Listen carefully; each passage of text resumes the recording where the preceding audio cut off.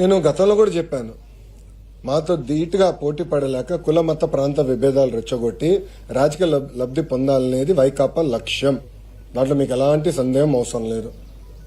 Pastor ప్రవీణ్దే కాదు, ముందు ముందు కూడా ఇలాంటి అనేక డ్రామాలు వాళ్ళు చేస్తారు. ప్రజలందరూ అప్రమత్తంగా ఉండాలి. అనేక డ్రామాలు చేస్తారు. ఇప్పుడు ప్రభుత్వం ప్రతి ఇష్యూని సీరియస్ గా తీసుకుంటుంది, దర్యాప్తు చేస్తుంది. ఒకవేళ ఎవరైనా తప్పు చేస్తే వాళ్ళు వదిలిపెట్టే ప్రసక్తి ఉండదు ఈ ప్రభుత్వంలో. ఎవరైనా ఉన్నాయి, టీడీపీ వాళ్ళు అవ్వచ్చు, వైకాపా వాళ్ళు అవ్వచ్చు, జనసేన వాళ్ళు అవ్వచ్చు, బీజేపీ వాళ్ళు అవ్వచ్చు, ఎవరిని అవ్వచ్చు. ఎవరిని వదిలిపెట్టదు. తప్పు చేస్తున్న మటుకు ఎవరిని వదిలిపెట్టదు ఈ ప్రభుత్వం.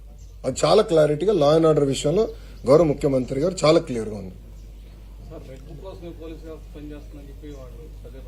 అవునండి, ఎందుకు పనిచేయకూడదండి? ఎందుకు పనిచేయదండి? రెడ్ బుక్ లో ఏముంది?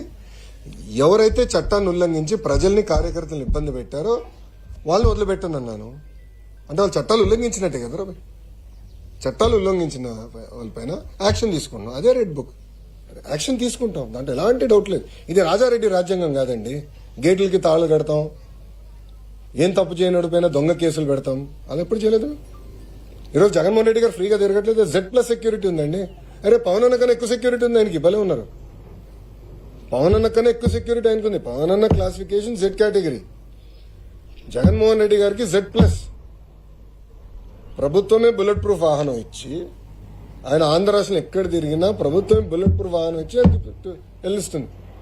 ఏనాడు ఆయన గేటుకి మేము తాడుగట్లేదే, ఏనాడు ఆయన చేయాల్సిన కార్యక్రమాలకు అడ్డుపడలేదే, పర్మిషన్ కూడా మేము పోలేదే. ప్రభుత్వం చాలా క్లియర్. ప్రజాస్వామ్యంలో ఆయన చెప్పాల్సిన ఉంటే చెప్పుకోనండి, దాన్ని ఎట్లా తిప్పుకోవటం మాకు తెలుసు.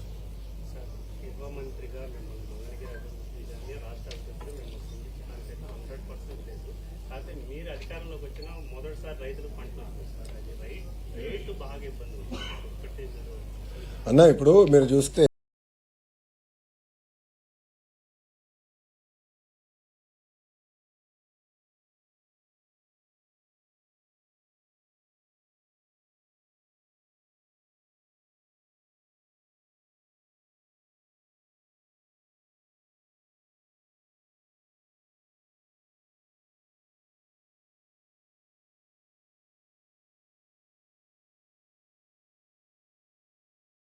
చూశాను, అది నేను మొత్తం మానిటర్ చేస్తున్నామా. దానికి ఒక కమిటీ వేశారు. అంటే మనోహర్ గారు, అచ్చెన్నాయుడు అన్న వీళ్ళందరూ కూర్చుని వాళ్ళు కోఆర్డినేట్ చేస్తున్నారు.